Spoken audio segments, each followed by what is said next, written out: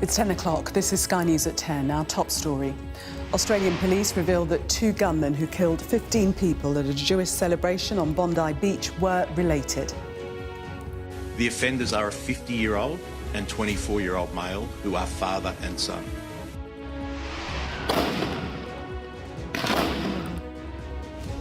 The pair fired indiscriminately at people celebrating the start of Hanukkah at one of Australia's most famous landmarks. Amongst those killed, Rabbi Eli Schlanger, who was born in northwest London, and a 10-year-old girl. A man who tackled and disarmed one of the gunmen as the attack unfolded is hailed as a hero. Australia's Prime Minister says the attack is an act of evil anti-Semitism, striking at the heart of his country. We will do whatever is necessary to stamp out anti-Semitism. It is a scourge and we will eradicate it together. Tonight we'll examine how this terror attack could change Australia. And we'll look at how tomorrow's front pages are reporting on the terror attack in our press preview from 10:30.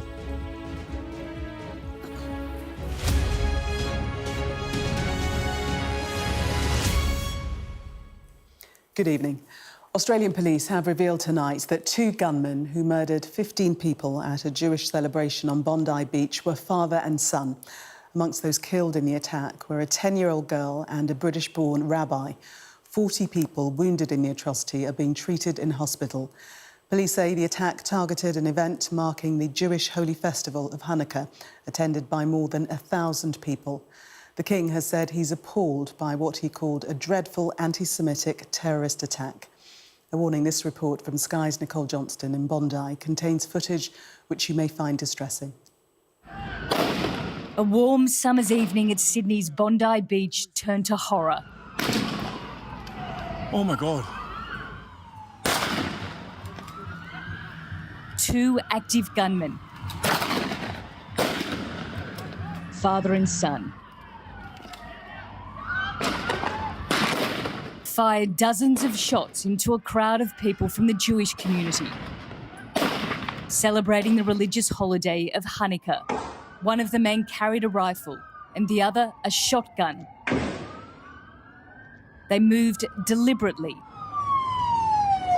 shooting from a raised pedestrian bridge and also from the ground. The family of a British-born rabbi, Eli Schlanger, have confirmed that he was one of those killed in the Bondi attack. A very dear friend of mine, a colleague, Rabbi Eli Schlanger, a man who was full of light, full of unbelievable energy. He gave so much of himself to this very community. And on the Festival of Light, his light was unfortunately snuffed out. People ran for cover in total shock. I was actually hiding behind a parking meter, which was the only thing I could find to take cover. To my right was a police officer laying on the ground, returning fire. There was an exchange back and forth for probably 5 to 10 minutes. I was shot at by one of the gunmen. I thought that all of the shots had stopped, so I popped my head up to see if everything was okay. Then an act of great bravery. Oh! This man, Ahmed Al-Ahmed, grabs the weapon from the gunman. Oui, j'ai vu. Ouais.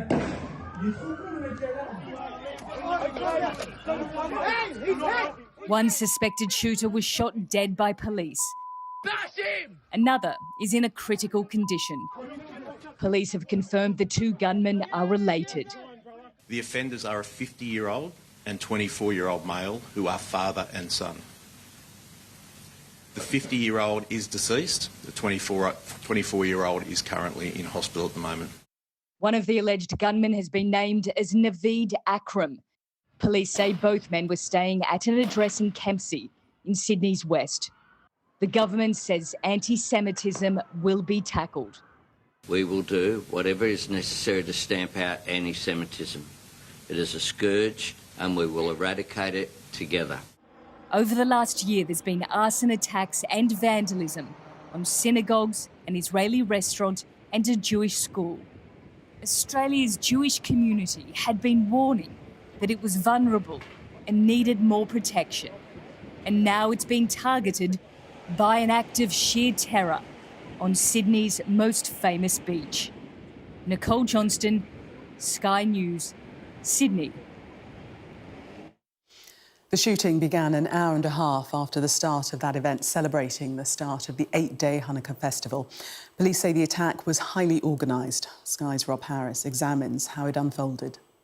This was an annual celebration for Sydney's Jewish community that turned into one of Australia's darkest days. The attackers targeted one of Australia's most iconic locations, Bondi Beach in Sydney's eastern suburbs, on an early summer's evening at the northern end of the beach on Archer Park. More than 1,000 Jews were attending the Hanukkah by the Sea event organised by the Chabad Orthodox movement. Police were called at 6:47 p.m. We have analysed video of the terror attack filmed by locals, showing the two gunmen, a father and son. They started firing indiscriminately from a footbridge just inland from the park, which takes people over a car park to the beach. We've identified that the 24-year-old son was using a rifle, and his 50-year-old father was using a semi-automatic shotgun.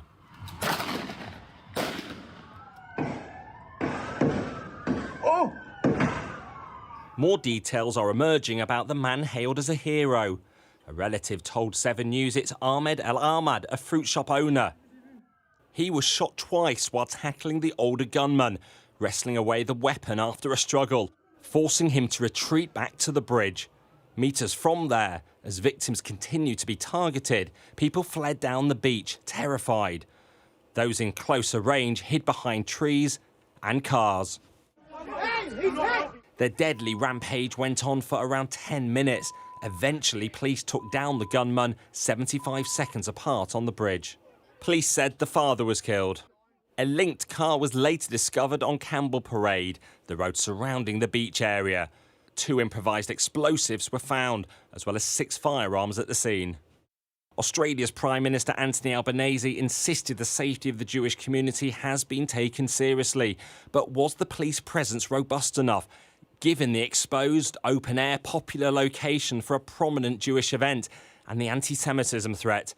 If the terror attack couldn't have been prevented, could it have been stopped sooner? Rob Harris, Sky News.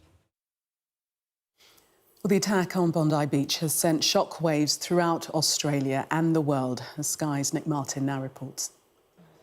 This was Manchester's quiet act of solidarity, a community that has lived through terror and loss. It's 8 weeks since a knife attacker killed 2 people and injured 3 at a synagogue in this city. And here, as in Australia, the attacks came on Jewish holy days. The cousin of the British-born rabbi shot and killed at Bondi Beach, among the crowd here. We've got to say darkness can only be combated with light. It's what he did, it's what I will do, it's what we ask everybody to do as well. Lighting a candle to mark Hanukkah, the Prime Minister and his wife said their thoughts and prayers were with those murdered in the terrorist attack. And in a statement, the King said, "I know that the spirit of community and love that shines so brightly in Australia and the light at the heart of the Hanukkah festival will always triumph over the darkness of such evil." In the US, President Trump paid tribute to those who tried to tackle the gunman. You probably read there's been a very, very brave person, actually, who went and attacked frontally one of the shooters and saved a lot of lives. So, very brave person who's right now in the hospital, pretty seriously wounded. So, great respect to that man that did that. The Israeli Prime Minister Benjamin Netanyahu said he warned Australia that recognising Palestine as a state would bring anti-Semitism to their streets. I wrote, "Your call for a Palestinian state pours full fuel on the anti-Semitic fire. It rewards Hamas terrorism. It emboldens those who menace Australian Jews and encourages the Jew hatred now stalking your streets. Anti-Semitism is a cancer. It spreads when leaders stay silent. It retreats when leaders act. I call upon you to replace weakness with action, appeasement with resolve." Here, the Home Secretary Shabana Mahmood said security was being stepped up at Jewish events throughout the UK, with communities once again fearful. I think there's a sense in the Jewish community that there may have been a ceasefire in Gaza, but we haven't yet had a ceasefire here because the extremism is still going on, the incitement online is still going on, the violent rhetoric on the streets and on protests is still there and not being dealt with effectively. Lighting a candle to dispel the darkness. Candles were also lit outside the Australian High Commission in London. A vigil for victims many thousands of miles away, bound together by loss, not by distance. Why? In which world, in which culture are we living that we don't have the right to worship according to our own beliefs? Where is multiculturalism? All the talk about multiculturalism. This is exactly what it represents. You know, we need every opportunity to show solidarity, to be together. I mean, I'm Jewish, but I met a lot of people who are not Jewish. I met a Muslim guy here. You know, you probably heard him. Fantastic. It's comforting to know that it's not Jews that feel under attack here. It's our society is under attack. I think it's so important not to be silent about this hate that's engulfed the world. This was an act of defiance in the face of terrorism, an attack designed to break the spirit, instead united people.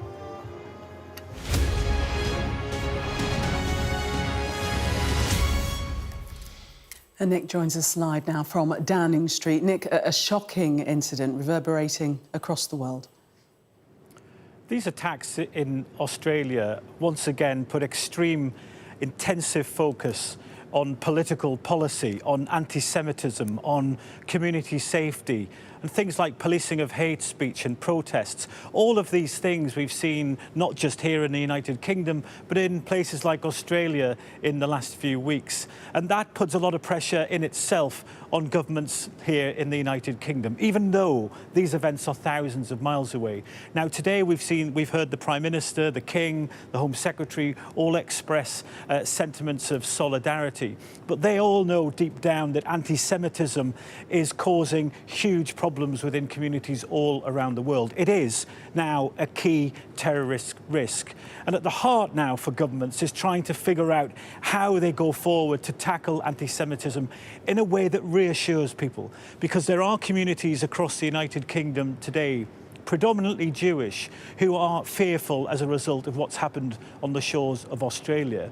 Now, the government has said it is supporting communities, it is monitoring Jewish events over the next few days. It's supporting the Community Security Trust that helps protect synagogues. And it is that fear born out of terrorist attacks which the government has to address, from hate speech to anti-Semitism and even foreign policy, Middle East foreign policy in particular, lies at the heart of a solution of counteracting this terrorism, which at the heart is anti-Semitism. Nick, thank you. In other news tonight, police in Rhode Island in the United States say they've arrested a person of interest following a fatal shooting at Brown University. 2 students were killed and 9 others were injured in the attack in Providence. US correspondent Martha Kellner reports.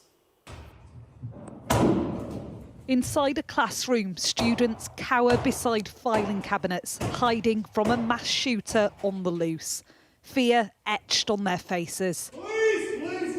Providence police! Hands, hands, hands! It is, thankfully, police breaking through the door. Providence police! Everybody's hands! Hands, hands, hands, hands, hands!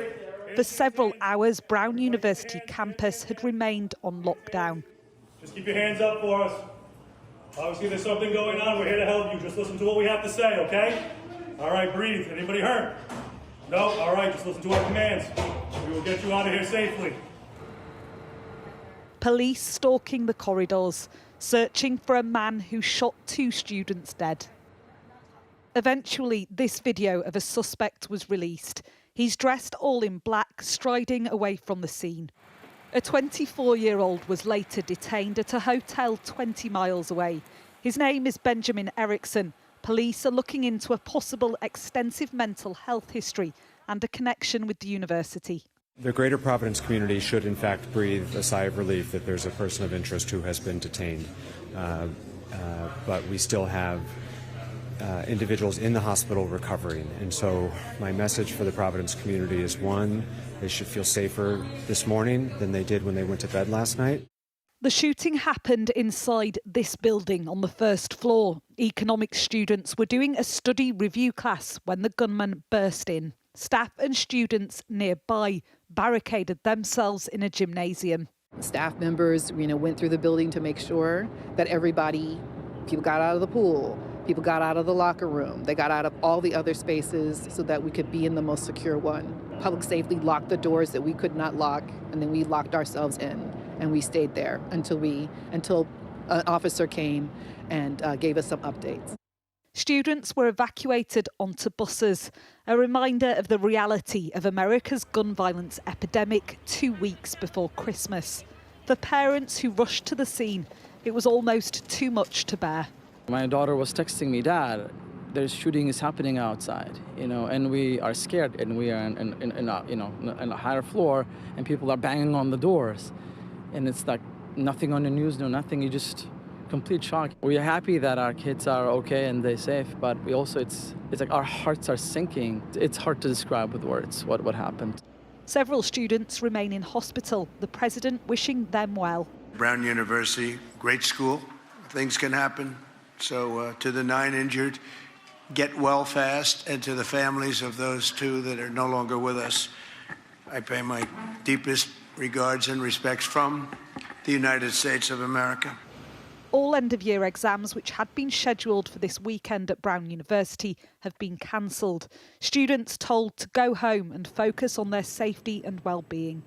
But in this quiet town where violence like this is unfamiliar, the trauma will remain. Martha Kellner, Sky News. Specialist teams to investigate rape and other sex offences are to be introduced to every police force in England and Wales. It's part of reforms being introduced by the government to tackle violence against women and girls. The Home Secretary says dedicated units will be in place by 2029. There are also plans to widen a disclosure scheme to allow women to know if their partners have previous convictions for sexual assault, stalking or harassment. And the government is looking at reforming human rights law so migrant sex offenders can be stripped of refugee protections and deported more quickly. The Home Secretary, Shabana Mahmood, told Sky's Trevor Phillips that violence against women and girls is a national emergency. It's a postcode lottery at the moment. If you're a victim, in terms of the standard of service you're going to get when your allegation is being investigated by the police and whether that is going to lead to charges ultimately and hopefully a successful prosecution. We want to turn that around. That's why we do think it has to be a national programme of making sure that these teams are rolled out across the country. And what I would say to you is at the moment, the police are working to up their game on how they respond to rape and sexual offence cases. And what we're saying is that we want to build on that, but make sure that there is a specialist team in every force. So I don't think that what we're saying here is that there's nothing good happening at the moment. We want to build on what's happening at the moment. We have a national centre for violence against women and girls and public protection. They will work with police forces to make this real and make it effective. Well, the Home Secretary also tells Sky News that the flu outbreak is so serious that resident doctors should call off planned strike action. 5 days of walkouts in a row over pay are due to begin on Wednesday, but doctors will say tomorrow if the action is to go ahead. Shabana Mahmood told us that the NHS is under huge strain and called on doctors to stay at work. Well, I think it's undoubtedly the case that any strikes in the NHS do put lives at risk. We want to make sure that the NHS is supported through a difficult winter and through this particular flu outbreak that we're seeing at the moment. And I just think it's really important that everybody realises what's at stake here. I do think there's a bit of a difference between the stance that the leadership of the resident doctors has taken and individual views of those doctors themselves. And I would just say to everybody, wherever they sit within the resident doctors sort of community, there's a good offer on the table. There's been a 30% increase in the pay of resident doctors. It's well deserved. These are very hardworking public servants, but they have seen the best pay deal of anyone in the public sector. I think the government has shown its bona fides here in supporting resident doctors, and I really do wish that they would take that deal on the table. But Dr Tom Dolphin, the chair of the BMA Council, told Sky News the government was exaggerating the seriousness of the flu outbreak. We have got this offer from the Secretary of State, which we didn't think was good enough to positively recommend, but we were asked to put it to our members, and we have done that. We're going to get the result tomorrow morning, and we'll see then whether they think that the offer is strong enough to allow us to call off the strikes next week.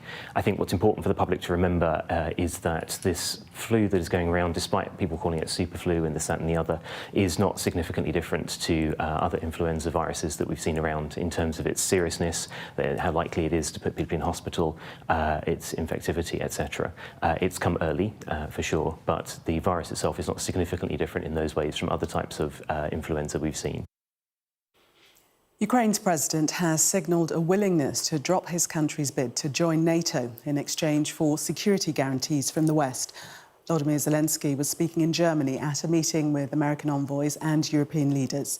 Let's go live to Berlin and our Europe correspondent there, Siobhan Robbins. And Siobhan, quite a leap for Zelensky to even consider giving up future membership of NATO. Is this an indication of the pressure that he's under? Certainly a big announcement at the start of 2 critical days of meetings. So today really was the beginning of Europe and Ukraine again trying to push their 20-point revised peace plan over the line before the Christmas deadline. So today we saw Ukrainian delegations meet in the US. There was President Zelensky, and for the US, Steve Witkoff and Jared Kushner. And I think there are some positives already to take from this. The fact that Witkoff and Kushner were even there is a positive, because if you remember, it was only a few days ago that Donald Trump said they'd only show up if they thought there was something worth going for. So he obviously believes there's something worth talking about. And definitely Witkoff has put out a tweet following 5 hours of meetings saying that they've had really good progress today, and they're going to meet again in the morning. But as you were saying, also some flexibility being shown potentially by President Zelensky, who said that he could potentially give up this long-term goal he's had of joining NATO in exchange for security guarantees. Now, that's really quite a big deal, because that NATO membership was a problem for the US and some European partners, but also a massive red line for President Putin. So that potentially could move things forward as well. So what's going to happen next? Well, in the morning, we know the US delegations and the Ukrainians will meet again. They'll have more talks. Then from lunchtime, President Zelensky is going to be meeting the President of Germany, the Chancellor, and then European leaders are going to turn up as well. And these are key figures, some key figures from the Coalition of the Willing. So expect Keir Starmer, Emmanuel Macron, Giorgia Meloni from Italy, the top dogs from the EU and the NATO chief, among others. They're going to do more talking. But I think it's really important to note that for Europe, they say this is a critical moment for this peace progress. Later in the week, they're going to be talking about trying to release those frozen Russian assets to help boost Ukraine as well going forward. And they're really hoping that they can convince Donald Trump that their plan is the right one before time runs out. But there is, of course, a huge stumbling block that even if the US agrees, will Russia? Indeed. Siobhan, thank you. Time now to get all the very latest sports news with Gavin. Staying connected is vital for business. Sky Business sponsors this report.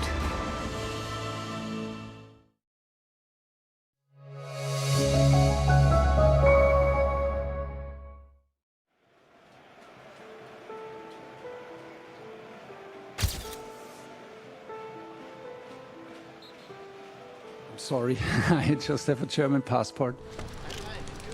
Hopefully I can convince them and show them and prove them that I'm proud to be the English manager.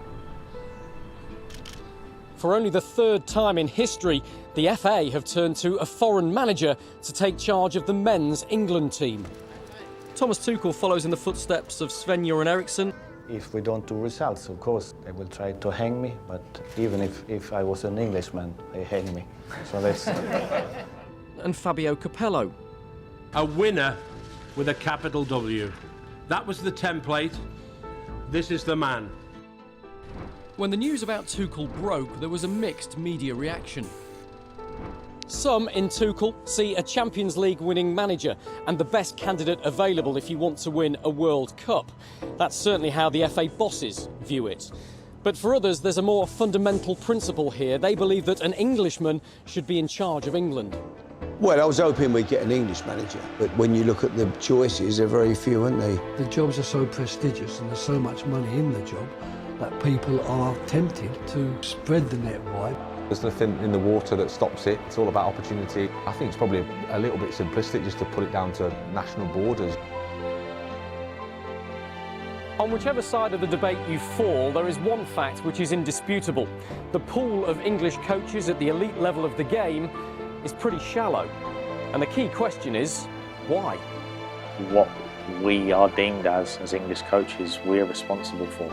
Do you feel like to get a job in the Premier League as an Englishman, you have to be promoted to the division? I would say 99 times out of 100.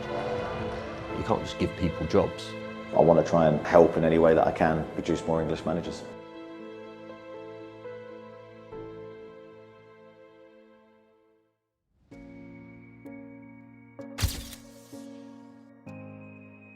I'm at St George's Park. Opened in 2012, the FA intended this place to be a centre of excellence and a destination of choice for players, coaches, administrators and officials alike. Why have the FA turned to the continent to replace an English manager who's been the most successful in the top job since Sir Alf Ramsey? Well, to answer that question, you have to look much deeper within the game. Before the birth of the Premier League, the English First Division was won predominantly by teams with British managers. 38 Englishmen, 10 Scotsmen and an Irishman in Bob Kyle. The Premier League was formed in 1992 and that date coincides with the last time an English manager was in charge of a team that won the top division. If I'd said to you back in 1992 that no English manager would win the top division for another 33 years and counting, you'd have been shocked, wouldn't you? No, my first response would have been, don't be stupid, based on what I saw at the time. Don't be stupid. It's not sadness, it's just a lot of that sentimentality. But sometimes it does you good to be sentimental. My desire is, or would be, it's the England team, we need an England coach. But what I think of as ideal has to then be placed in perspective with regard to the... Sky Business sponsors this report. That was Sky News at 10. Coming up, we'll take a first look at tomorrow's newspapers in the press preview. When we come back, I'll be joined by political commentator Adam Bolton and news editor at the Press Association, Theo Usherwood. Amongst the stories we'll be discussing, this on the front of The Guardian, their headline, at least 16 dead in terror attack on Jewish festival. We'll be right back. Do stay with us.